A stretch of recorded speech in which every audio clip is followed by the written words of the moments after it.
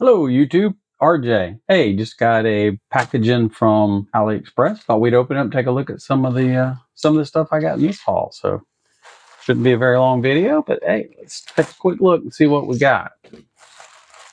I know some things I ordered, but some of it I don't remember. So, okay, first thing is a little screwdriver that you put the bits in. Uh, Thought this might be handy. We'll see.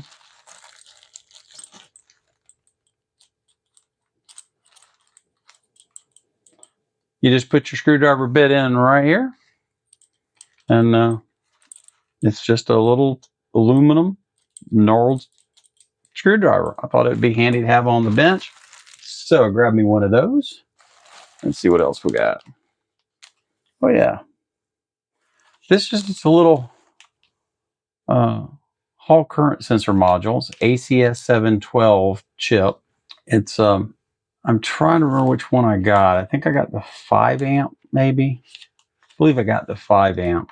I picked one of those up. So no reason we can't open this rascal up, right? Yeah, let's get her out. Take a look. So here's the module. Let me get it up here where you can see good.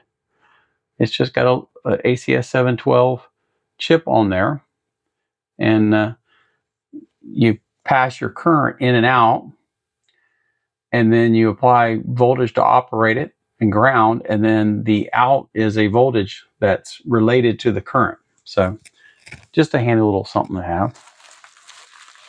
Let's see what else we got here. Oh, this is I've had a need a few times working on front panels of projects and doing some work around the house and stuff where I needed to draw a decent sized circle. And that is what this is. These connect and just give you a giant circular marking device, just to mark out a big circle. You've got a nice, kind of sharp point there with lines on it and a nut. You screw this out and you put that in like this. And then you have a marker over here.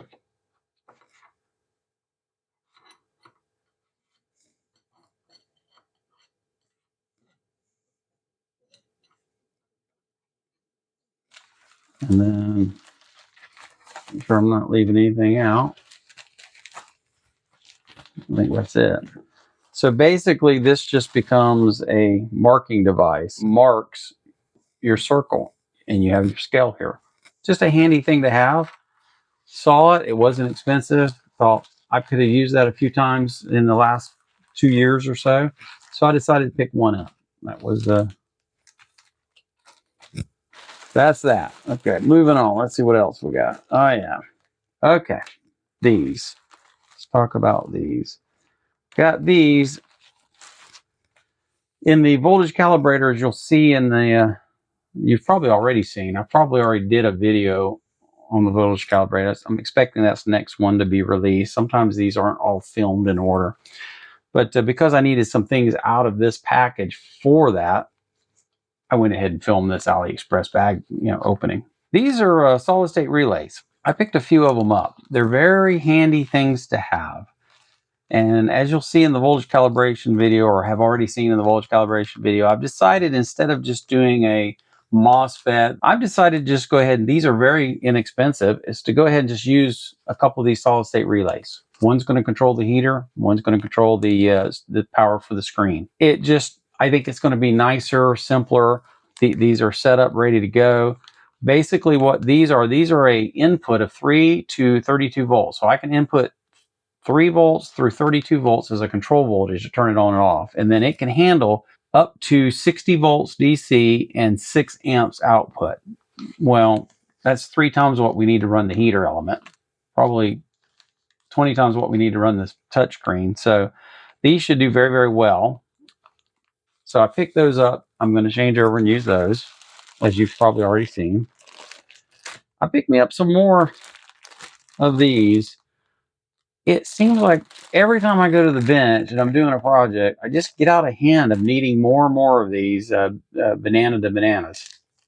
So I decided just to pick a pack up. So I'm going to put them in my assortment over here, and that way, next time I'm doing something where I'm hooking tons of equipment together, I'm going to run out of.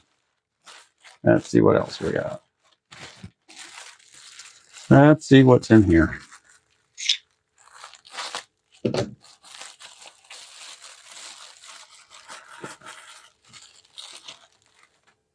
Okay, this is a thermocouple. It's a K-type thermocoupler. I have one already. It's getting a little beat up. So I picked up this one. I'm looking at it. I didn't realize one thing I see right now. It's not standard spacing. I should have. They didn't really give me specs enough to tell, but this is much smaller than like my meters. My other one has standard spacing, 3/4 inch space. I can plug it right in the meters. This is a little, I don't know, that's going to be very helpful to me. So that was going to be on me. I did not catch that the connector, I looked at it and I assumed, about assuming. I assumed this was your standard 3/4 hook to meters, and it's not. So that's on me. That's going to be going to throw a little bit of a challenge in. Now all of this, I'll put links in the description of the video. If there's any of this you see, you think, man, I could use that, it'll be there. I'll add links, and I get a few cents, and I literally mean a few cents if you order stuff using my links. They're affiliate links with AliExpress.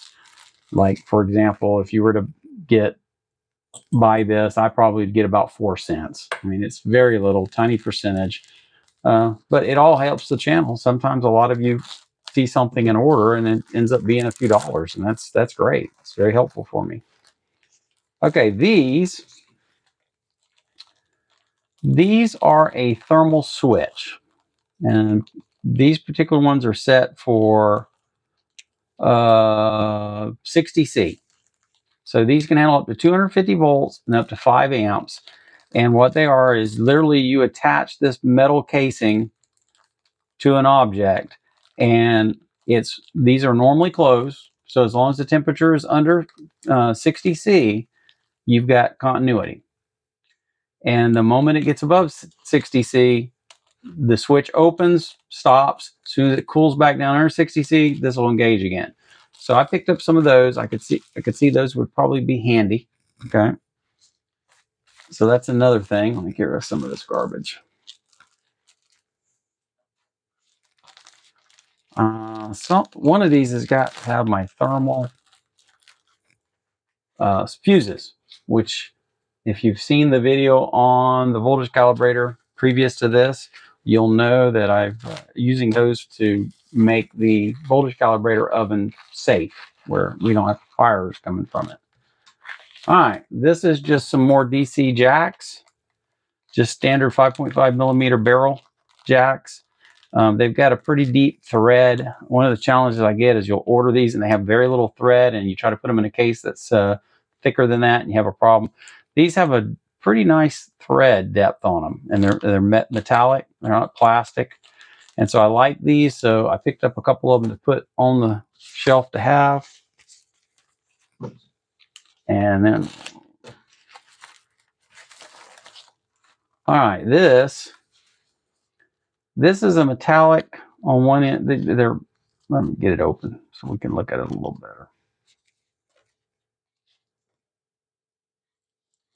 This is a little PCB brush, but instead of being a horsehair type paintbrush type thing, this is stainless, and I don't know what type of materials on this, but they're stiff. This side is stainless. This side is something that's quite stiff. It may be a bristle like a bristle brush, but it's very stiff. What this is good for is scrubbing off, like if an electrolytic capacitor has leaked on you on the board, or you have some really stuck flux. These come in very handy for scrubbing boards. When a horsehair brush just won't cut it, these come in very, very handy. So I decided to pick one up. So that's what that is.